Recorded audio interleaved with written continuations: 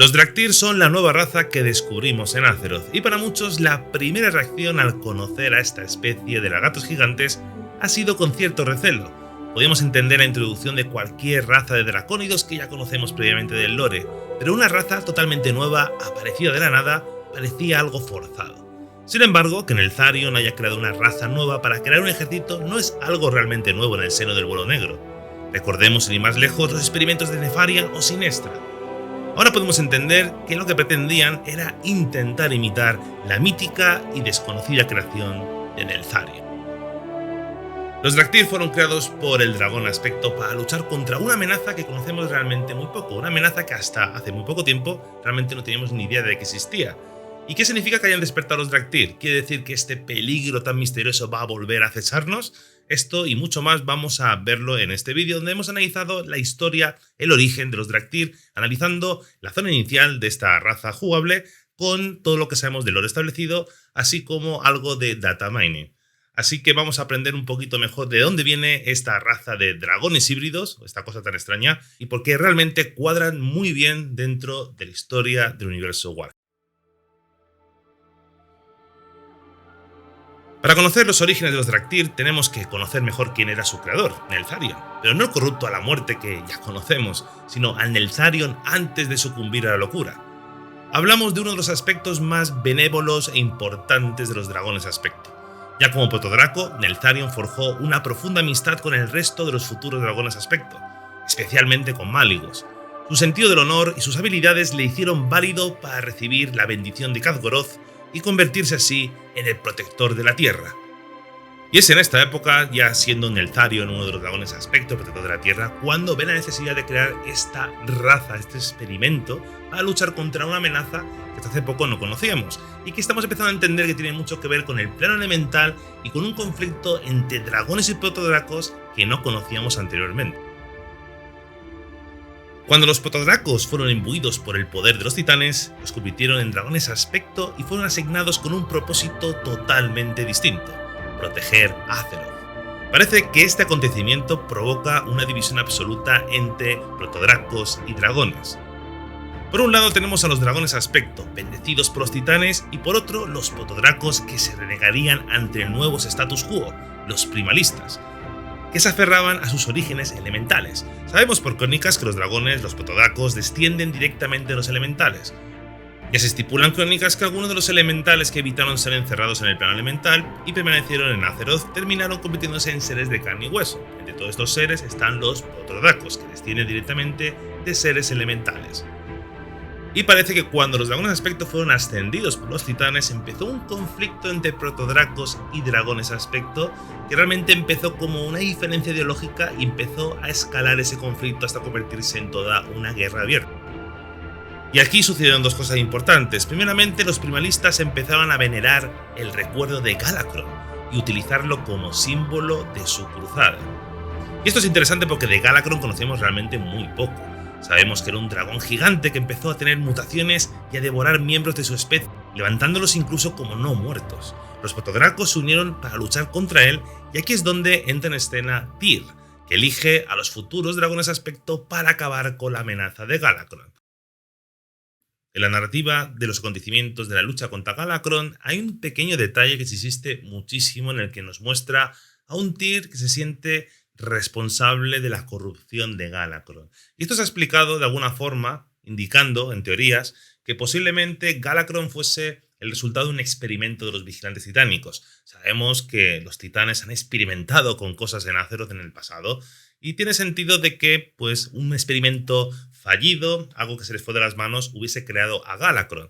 Pero puede haber otro motivo.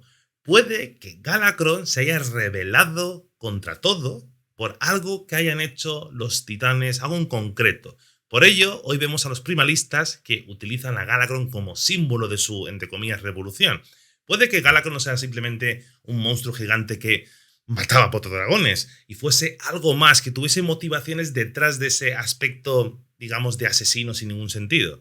Puede que este pequeño detalle nos abra las puertas a más cosas que conozcamos durante Dragonflight.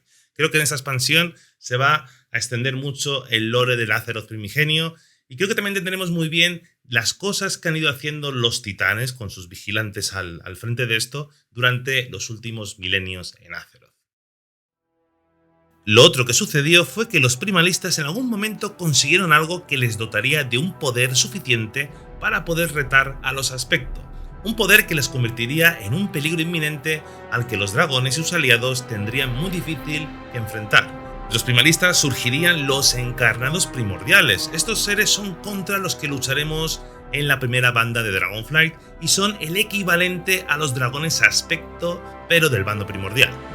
Hemos teorizado mucho sobre qué poder embuía Galakrond. Sabemos que era gigante, tenía malformaciones en su cuerpo, además devoraba los otros protodragones, incluso los levantaba como no muertos. Hemos dicho muchas teorías, incluso de que Galakrond era el primer intento del carcelero para tener sus reyes anime, ¿no? Pero creo que la explicación la vamos a tener en Dragonflight y es algo bastante más sencillo. Decíamos que los dragones vienen de los elementales, ¿no? Entonces creo que los primalistas embullen el poder de los elementos. Y puede que Galakrond, si vemos la tabla cosmológica, que la voy a mostrar aquí un momentito, vemos en el plano elemental, aquí justamente, con los elementos y las fuerzas primordiales. La putrefacción es lo que los chamanes oscuros utilizan para forzar a los elementos a servirlos. Es una forma de energía elemental vinculada más bien a la muerte, es lo contrario del espíritu. Puede que Galakrond fuese nada más y nada menos que el primer encarnado primordial, el primer ser de estos ascendidos que utilizaría los poderes elementales, y en este caso utilizaría la putrefacción. Y veremos cómo el resto de encarnados primordiales embullen el resto de poderes primordiales basados en los poderes elementales, como podemos ver en estas fotografías, en este arte conceptual, lo que parece indicarnos que son los bosses que nos enfrentaremos en esa primera banda que lucharemos contra estos personajes.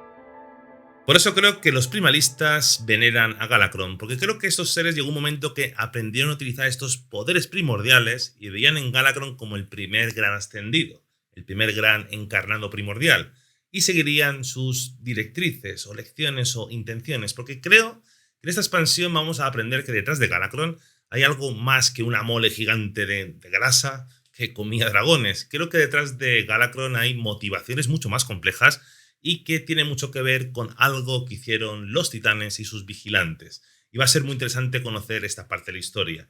Por lo tanto, tenemos dos bandos. Tenemos el bando de los Aspecto con sus aliados y el bando de los primalistas.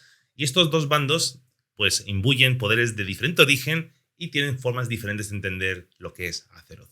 Y va a ser muy interesante conocer el conflicto. Por lo tanto, llegó un momento en el que este conflicto empezó a escalar. Creo yo, teoría personal, que los primalistas lograron conseguir controlar estos poderes y pudieron empezar a luchar en una guerra abierta contra los Aspecto. Y aquí es donde Neltharion empezó a crear su arma secreta, los famosos Draktyr. Para ello, el dragón Aspecto utilizaría el poder de los 5 vuelos y el potencial de las razas mortales. Pero Draktyr era una raza sumamente poderosa que sin control ninguno supondría un peligro para cualquiera.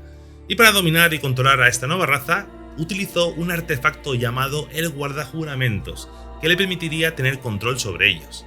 Hubo una guerra abierta entre los primalistas y los Aspecto, y Neltharion lideraría la batalla al mando de sus Draktyr.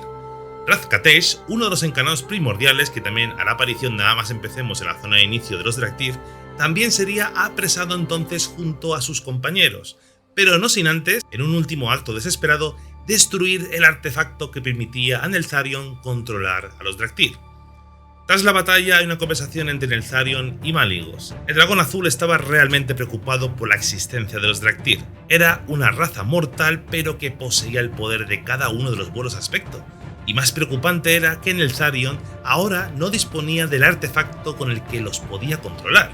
Hubo una discusión y finalmente se optó de dejarlos en un estado de suspensión, para que no pudieran hacer ningún tipo de desastre. Para ello se convenció a Neltharion para que usara el control que le quedaba para devolverlos a sus cámaras. Tras todo esto y pasados algunos miles de años, llegó la Guerra de los Ancestros y con ella la traición de Neltharion, el Cataclismo. Y es Malygos en este momento, en un periodo durante la Guerra de los Ancestros, puede ser entre la destrucción de su vuelo hasta la explosión ya del Pozo de Eternidad, Malygos se acordó de los Draktyr y pensó, si Neltharion nos ha traicionado, lo que va a hacer es ir a por los Draktyr, despertarlos y utilizarlos como arma. No lo puedo permitir. Y es en ese momento que Malygos envía a refuerzos del Vuelo Azul, envía un dragón con un montón de dracónidos para ir a destruir, a matar directamente a los Draktyr para que no pueda utilizarlos Neltharion. Pero, ¿qué sucede? Que el Pozo de la Eternidad explota. Y con ello, la destrucción del continente de Kalimdor provocaría que las Islas Dragón se cerrasen en sí mismas, para protegerse de la destrucción que asolaba a Azeroth. Y es en ese momento cuando la expedición que envió Malygos se quedó también atrapada junto a los Draktyr. Por ello, durante la zona de inicio de los Draktyr vemos como al parecer, cuando las Islas Dragón despiertan, los miembros del Vuelo Azul, que fueron enviados por Malygos miles y miles de años atrás, siguieron con su misión de destruir a los Draktyr. Y estos últimos también se despiertan, y es ahí donde vemos los primeros momentos de la historia del inicio de esta raza. Al mismo tiempo también Razageth logra liberarse de su prisión, y vemos cómo tenemos que repeler varios ataques de los primalistas para poder escapar. Llega un momento que incluso nos aliamos con los propios dracónidos de Malygos para poder luchar contra los primalistas. Ante la llegada de Brathion y Visio, los Draktyr conocen el destino de su maestro. Neltharion había muerto, estaban solos. El líder de los primalistas conjura una masiva tormenta que obliga a los Draktyr a evacuar con la ayuda de Brathion, Visio y Nozdormu. La cadena de misiones de los Draktyr es relativamente cortita, pero explica muy bien la historia desde que nos despertamos y todo lo que sucede durante las siguientes horas hasta que llegamos a una de las capitales de la Alianza de la Horda, ¿no? Sin embargo, sí que nos explica muy bien pues, todo el tema del origen de los Draktyr.